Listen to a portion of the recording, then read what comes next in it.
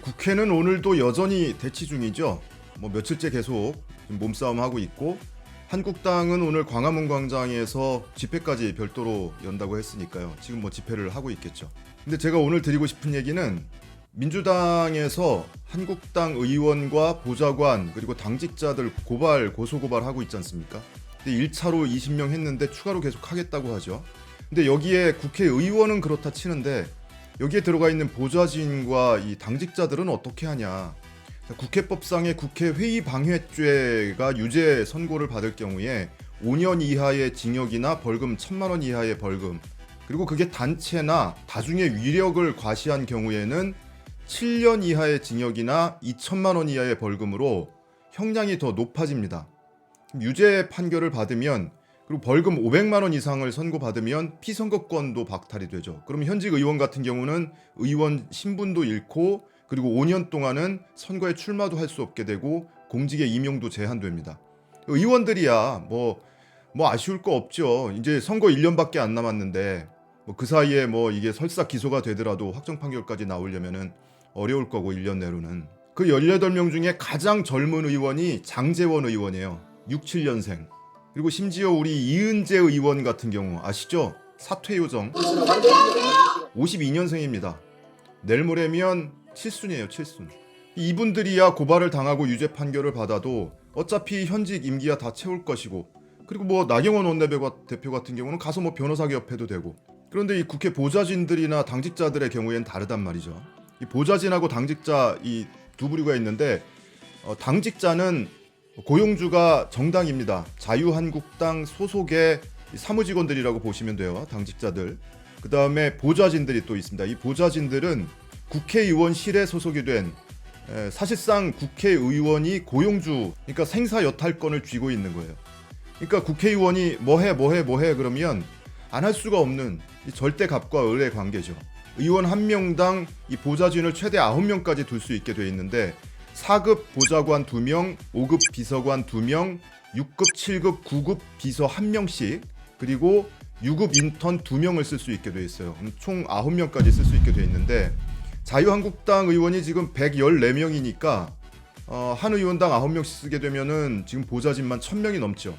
근데 이 보좌진들이 대체로 30, 40대가 가장 많고 20대도 꽤 많고요. 6급 인턴 같은 경우는 20대가 굉장히 많을 겁니다. 50대 가끔 있을 거고, 이런 정도란 말이죠.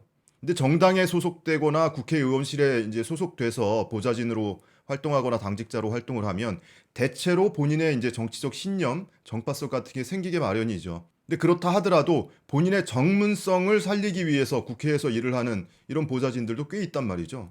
근데 이분들은 고발이 되고 이 국회 회의방해죄로 유죄 판결을 받으면 그냥 인생이 한 방에 그냥 망가지는 겁니다. 젊은 분들이.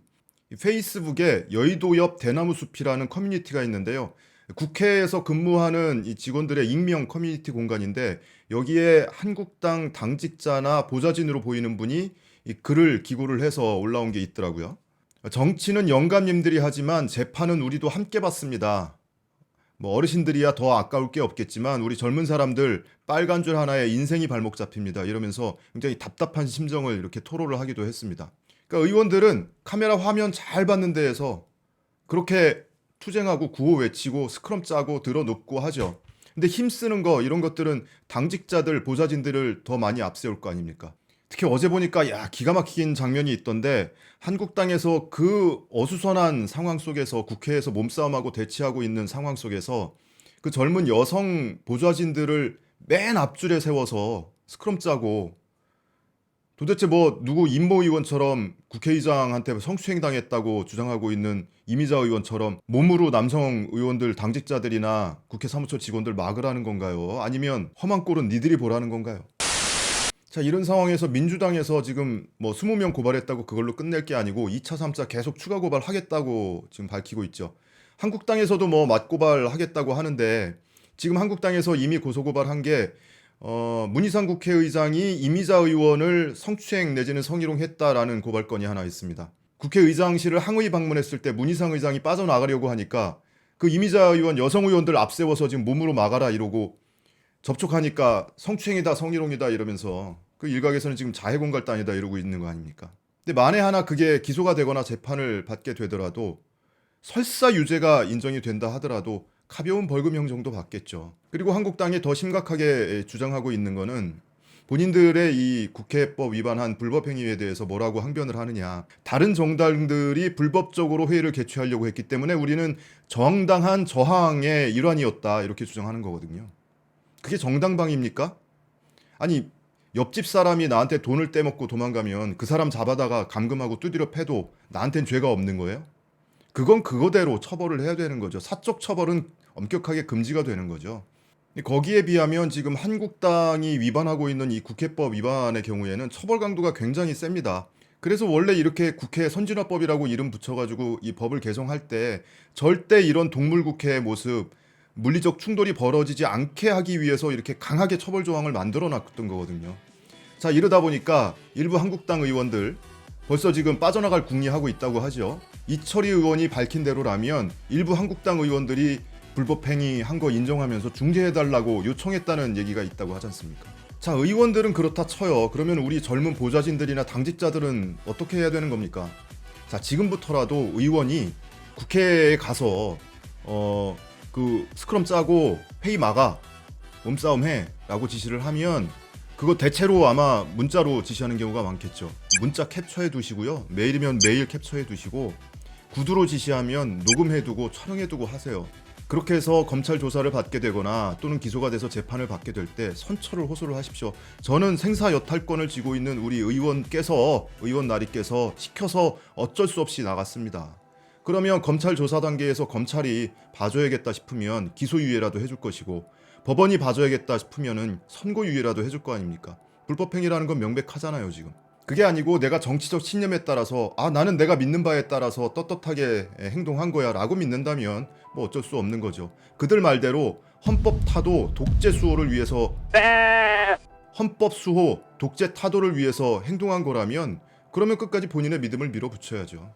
아니 왠지 한국당에서 헌법 수호 독재 타도 이런 주장을 하는 게 좀 어색하긴 하네요.